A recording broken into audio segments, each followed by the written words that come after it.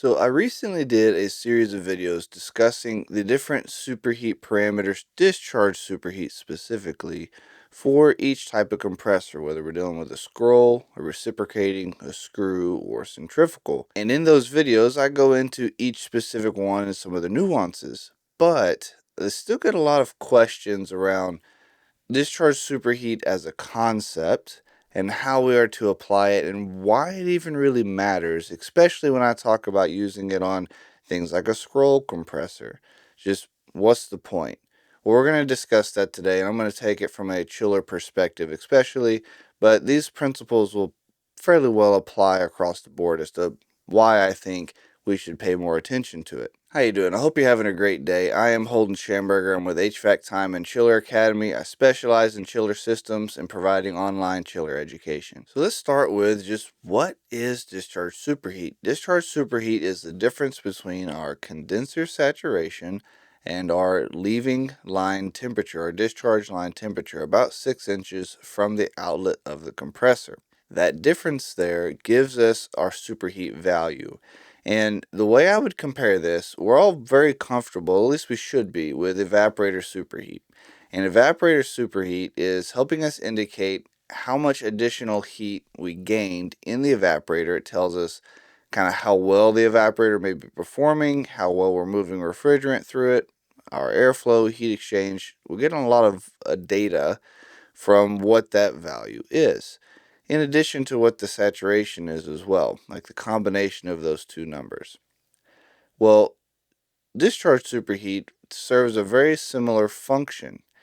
It is the additional heat gained, just like evaporator or suction superheat. It is the additional heat gained going through the compressor. Now, there's a few extra things that add the additional heat. One is just compression. When compression is applied to anything, heat is created because the molecules are being smashed together. That's why when we do recoveries, it can be difficult, especially if you're in a sunny, hot, warm day or something and you're trying to do 410A, for example.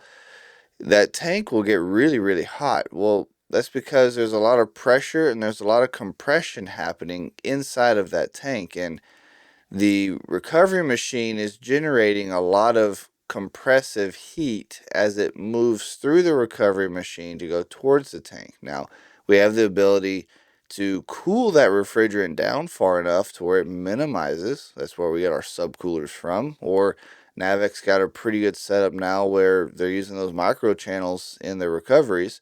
Those do a fantastic job taking that heat out of the system, which is not something I can say about any other brand, to be honest. But the point is, those subcoolers, they're basically acting as condensing coils. The reality is there is a lot of heat happening in that compression process, and your recovery cylinder on a non-Navic pump is going to show that heat. So anyway, compression. Compression is one source of the additional heat being gained. Another one is the motor itself and the mechanical friction that is happening. So these compressors, or the majority of them, are suction cooled. So especially when we're talking about scrolls, a lot of our screws, and the reciprocating. Those three are especially suction cooled compressors, meaning that if our suction gas is too warm, we have way too much suction superheat, we're going to start causing the compressor to run hot. The reason that is because that gas is going to be used to cool the compressor's internal components, the stator, the rotor, the bearings, the oil. All the mechanical happenings and electrical happenings inside of that motor are getting cooled by that suction gas.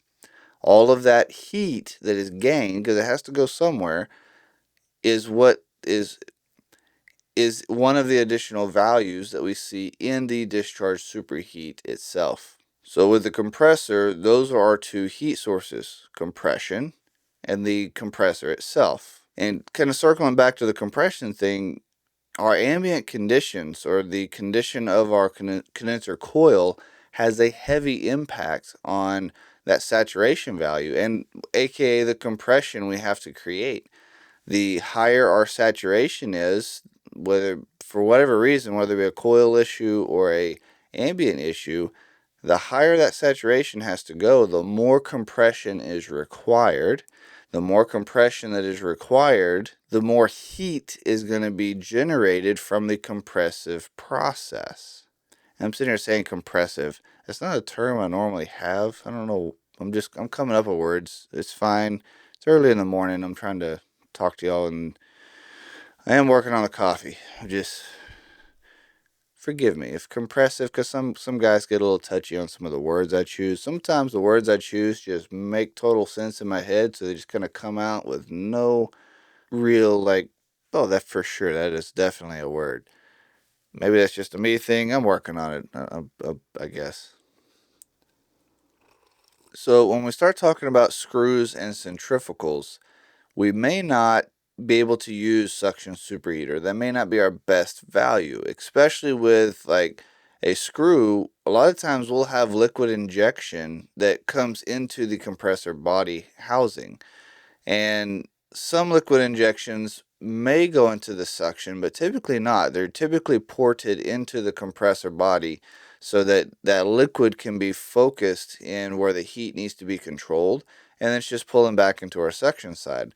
And on a centrifugal side of things, it's not possible to get an accurate measurement of that suction superheat because it is so low typically. And you talk about a suction pipe that's feet in width. So your ability to get an even read across that great of a span is limited. So in those scenarios, the best thing we have is our discharge superheat, because if we start running really low suction superheats, well, guess what? Our discharge superheat is also going to tank. And that's why those discharge superheat values are so much higher than, say, a suction superheat value. If you're running suction superheat numbers for discharge superheat, you've got a problem. Something ain't right. So that's part of what we're looking for. And we know that if there was an issue with that liquid injection, or some compressors like the Yorks pull their economizer into a side port, I've had those flood through there. That's how I was able to figure out that the economizer was overfilling and flooding back into the compressor, but not going through the suction side. We were flooding through the economizer pipe.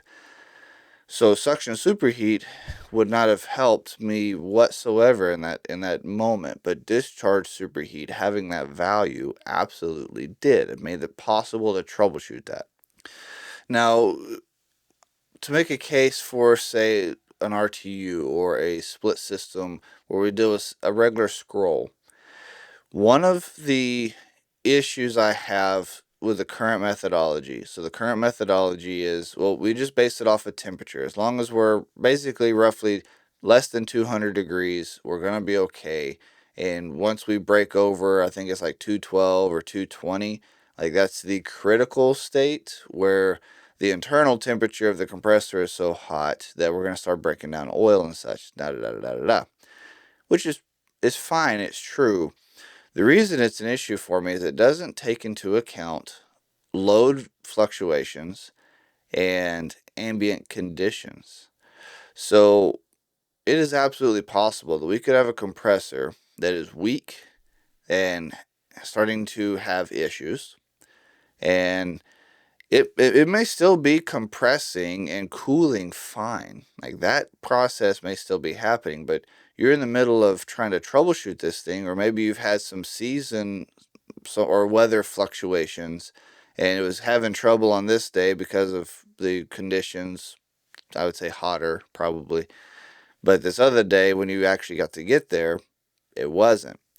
So if you're only looking at that discharge line temperature, if you've got a drop in ambient conditions, that means that our saturation drops, which lowers our compression, and very likely, not guaranteed, but likely you've got a lower load. Or let's just say you've got a lower load condition that particular day. Maybe you still have plenty of ambient temperature. Either way, whatever the conditions may be, as your load reduces And as your ambient temperature reduces, your saturation on the condenser will reduce, and the overall compression and compression temperature will reduce. All of those will track together. And it's been my experience, while you'll see some fluctuation on the discharge superheat, the discharge superheat will stay fairly close to the same. It may go down a little bit just because there's a little less actual load, but it's not going to fluctuate dramatically, especially if there's a problem. It's gonna show itself, and it's gonna let you know that it's there, the problem at least. And that is that is one of the great benefits to using that on those smaller systems. And if you can build that practice, then whenever you start to work into these larger systems, and say you want to learn chillers and you want to get into this stuff, or maybe you're working on scroll-based chillers, those don't necessarily monitor discharge superheat for the same reasons that everybody doesn't. Just the industry doesn't have a mindset that this really matters. And I'm just pushing that I think it does. I think we could and should use it, and even as just a practice, I think that if you begin to use it at an earlier stage, by the time you get into more advanced equipment where you're trying to get your head around much more concepts as to what's happening, it's a lot more of a complicated machine, compressor, whatever. Um, it'll be a lot easier because you already have a muscle memory practice built for utilizing discharge superheat. And if you're going to work yourself into that side of the industry, you've got to have that value down in your head just as clear as suction superheat. Like, those two need to be very interchangeable for you, and you need to be just as comfortable with both. With that, if this has been really beneficial to you, if you've enjoyed this, please go check out chilleracademy.com. I've got some online courses on there, very similar format to this. I'm going to take you through what a chiller is from the ground up. I've also got a centrifugal course there if you're interested. MTT. Make the time for your family, for your spouse, for your kids. They really need you around. Thank you.